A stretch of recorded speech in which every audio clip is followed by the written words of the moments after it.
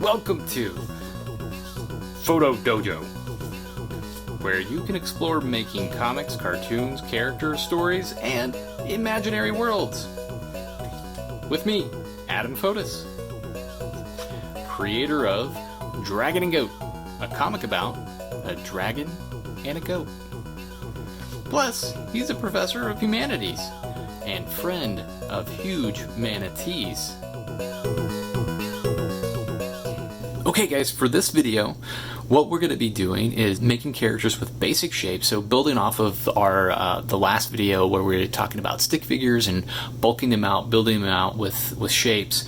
Well, with this one, we're going to start with basic shapes as the building blocks. So sort of stacking shapes and using that as a way to find inspiration, to find new characters or build the characters that are already in our head. To start off, what I wanted to do was go through a little bit of cartooning history. So you guys can see some existing cartoons and see how they're using basic shapes to actually create their characters. As our first example, we've got Charles Schulz from the Complete Peanuts collection here. A great series of books readily available in your public library, so be sure to check those out. But for this one, I thought this was kind of a perfect cartoon. This is from 1953. Perfect cartoon to show this idea of stacking shapes to create your cartoons. Now we have the most simple stack shape character that you can possibly make, the snowman. So Charlie Brown here is putting together his stacked shapes. The bigger shape on the bottom, torso is the middle shape, and then the head is the smallest one. But you can see how Schulz is also using this stacked shape method in the cartoon. If we look at the bottom panel here, you can see Charlie Brown, and his head shape is the basic circle, and you can see the girl sort of following behind him. She has the exact same shape, it's just modified maybe in terms of the proportions. She's a little bit taller, and then over top of that basic circle you've got some of the accessories like the hair, the shape of the hat, and this is how we differentiate between two different characters who are basically built on the same body type with slight variation. Now, so the head's a basic circle, and then for the torso, we've got the simple sort of like triangle or cone shape, right? So the cone is a three-dimensional triangle, and so we can see how the coats here at the bottom sort of curve down. We'll get into some basic three-dimensional shape drawing maybe in the next lesson. We'll sort of tackle that. But you can see just a simple triangle will get you this pose, and then just adding like little rectangles for the legs, and then in opposite perpendicular direction the feet. And then you can see how much variety you can get by just changing the different proportions, the different sizes of the characters that you're using. So if you are using the stack shape method to come up with ideas, change up your sizes quite a lot, as we'll look at in this first drawing lesson. So another cartoonist that we can look at who's doing similar things, and also a comic strip artist, so making comics for the newspapers, is Aaron McGruder. And so this is Boondocks, or an anthology of Boondocks that appeared in papers. Let's see. And so we can take a look at how he's using similar methods of using basic shapes to create the characters. So when we take a look at the characters here, so let's find a good one. So we've got Huey on the right, and we can see he's got his like sort of basic square shape head with the point at the bottom for his chin. So really nice example of that. And then you've got his afro sort of like spikily surrounding his head, which is really nice to sort of see how this is so geometric, right? So like crisp and clear in terms of the edges, and then we see the sort of like flaring out of the lines as we're creating the hair here.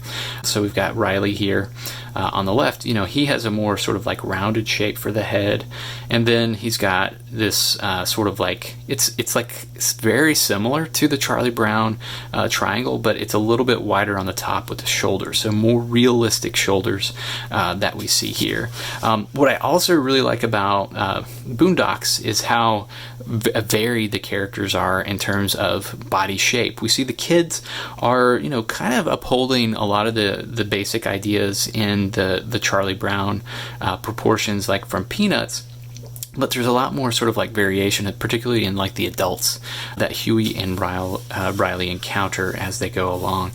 So you can see more realistic proportion within this sort of like transition to adulthood, which I think is kind of interesting and probably important to explore a little bit further, like with Boondocks. Okay, so one of the things that I suggest you do as practice is you may already have some cartoon characters that you like, that you maybe want to sort of emulate as you're drawing. And so the question is like, how do you sort of like copy to learn how to draw but still make your own characters? Well, one of the things that you can do is you can actually take a pre-existing character and then really think about how you can get them to look like simplified in a way that you can then build out your own details for the character. So for instance, if we're going to be using like Huey here as our example from, again, Aaron McGruder, as a nice pose that we have here for a character, he's got this really big head, and so you can think about how if you want to take his whole sort of like hair as the sort of size of the shape, so you can make it sort of like this, and then what I like to do is do a sort of curved line where we see the nose sort of going with the eyes on either side. So that sort of lets you know like where to put those in terms of proportion, and then you can do another line for the eyes that you've got around here. So this can give you this nice sort of like big shape to work with, and then think about how we're seeing the underlying shapes of the detail here. Forget that we're looking at like folds in a jacket or in pants, and really look at the basic shapes. So here what I first would start with is a kind of like maybe we could call this another cone here, where we're coming down. This would be sort of a line for like his side, like that, and then we can see off of the side of his torso at his shoulders, we see the arms extending this way, and this one is sort of off to this side, and then we can sort of get this shape going up, and then probably extend this down a little bit and have the hand sort of like peek up in this direction. So then we've got this pose here with the leg. So the leg is kind of like a straight shape in this direction, and then we have it pointing off that direction. And then here, what's really nice to see is how he's giving us a sense of space and how far back the foot is placed here. Now I'm just going to mark these with like some simple rectangles so we can kind of build our own shape into that. Now the tempting thing, once you have this sort of like frame built off of what you're already seeing with a successful cartoonist, is to just go in and kind of copy all the details that you see. But you want this to be your own cartoon. So what I suggest is just sort of putting away the original source and then using this as a framework to build off your other character. Now, is this like original? Is it your own artwork at this point? I would say don't worry about that as much. Probably if you're borrowing heavily from somebody else's comic cover, you don't want to put it on your own comic cover. But a lot of artists use reference images, and you can always use like realistic images like photographs or even live models to help you come up with poses and ideas for how to draw more sort of interesting characters. So then what I would say is I'm going to sort of create some circles here for some eyes. And then I'm going to do sort of like a mouth over here on the side. And then let's maybe shape up the head a little differently. So I'm going to come in, trim off a little bit of this, and then let's see.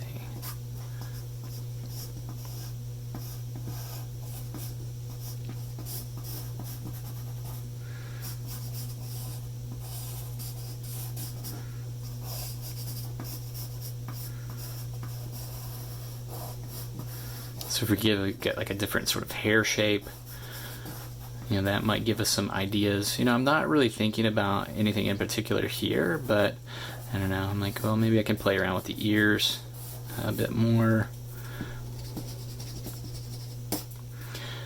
Come down with the hair, and then maybe, you know, give like a little mouse nose.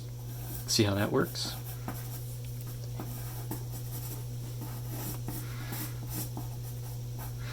And change the hands.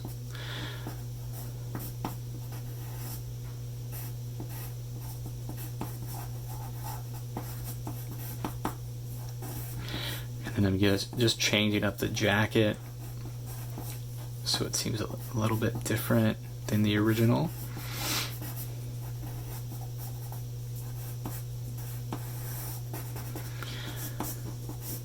And then let's give him sort of a tail there.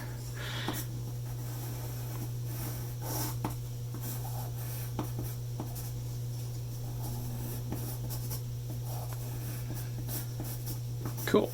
So then you can see, like, you can, you know, use that as a framework to make your own sort of character based off of the shapes of an original cartoon. Keep in mind, this is a really good brainstorming method, and so if you're feeling stuck, pull out some comics that you like, or, you know, turn on your favorite cartoon and hit pause when you see the character in a dynamic pose. And you could see how you can sort of, you know, think about the stack of shapes: the head, the torso, and the legs.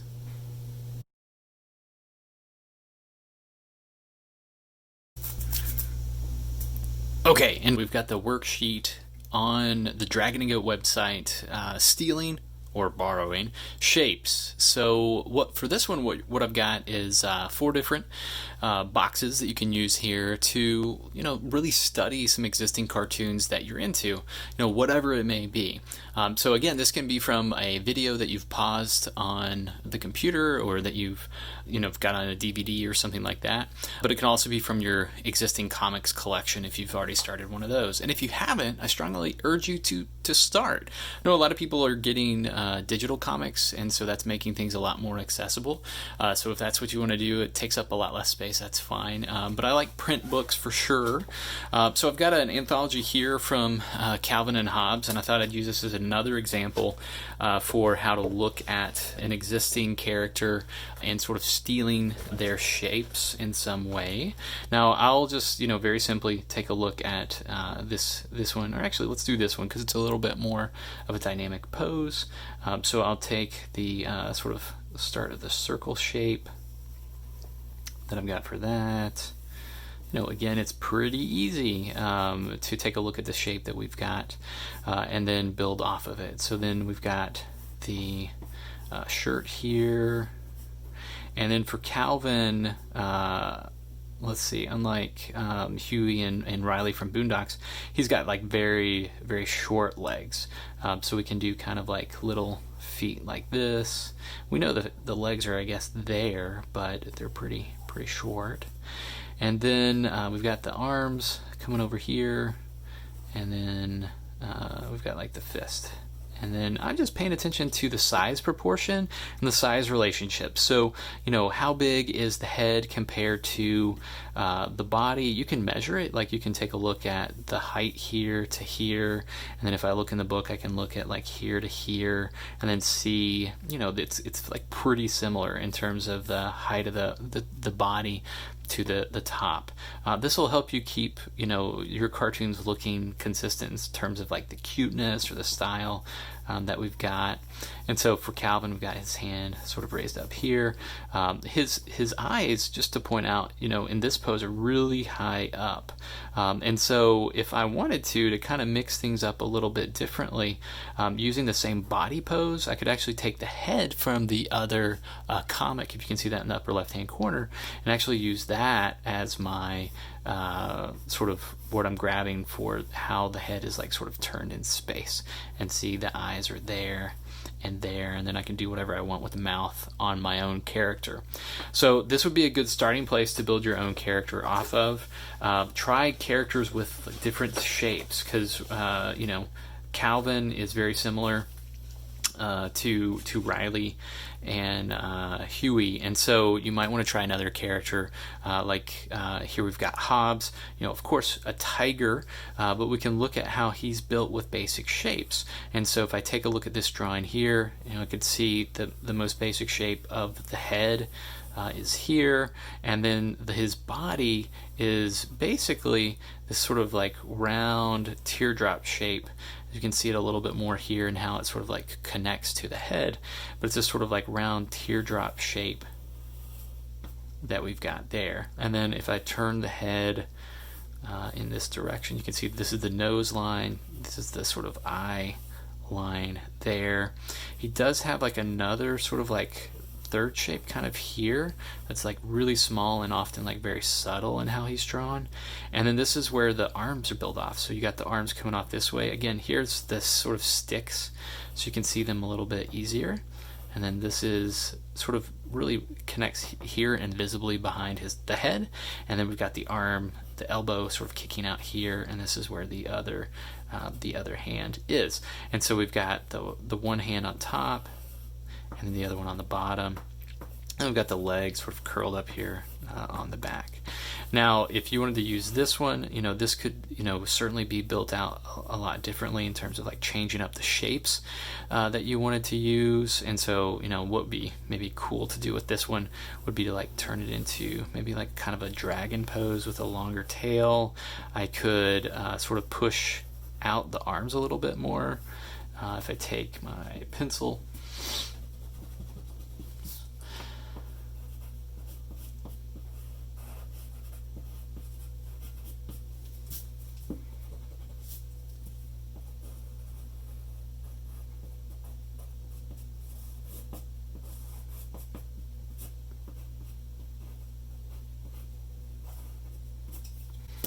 and I'll have to kind of move these. I'm kind of excited about this. I guess that's why I keep dropping my pencil. So I get the head shape going here.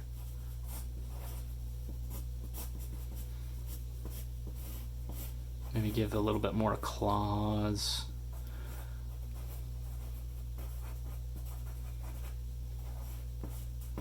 And then think about this back leg. Maybe I'll give it more of a kind of like dragony leg here. That'll probably fold over. So like we got like a little dragon now that I'm pretty sure Bill Watterson wouldn't suit me over. Just because it's it's a very similar pose, but now it's a completely different creature. So you've got like this, you've got kind of like a more interesting thing going on for your own, your own comics as you go. So be sure this week to focus on taking a look at existing cartoons that you're into and see if you can break them down into basic shapes and then convert them into all new characters, right? With original accessories and thinking about them as like having different personalities or different backgrounds or even from different worlds. But play around, experiment with what you're seeing in the cartoons that you already respond to, that you're already into. And definitely by the end of the week, make sure that you've got at least 4 new characters that you've generated, and that should be like a total of 8 characters now that you've created from the last video with the stick figures and this one. And so keep expanding your drawings and practicing with these techniques as much as possible. Thanks for stopping by, and follow us at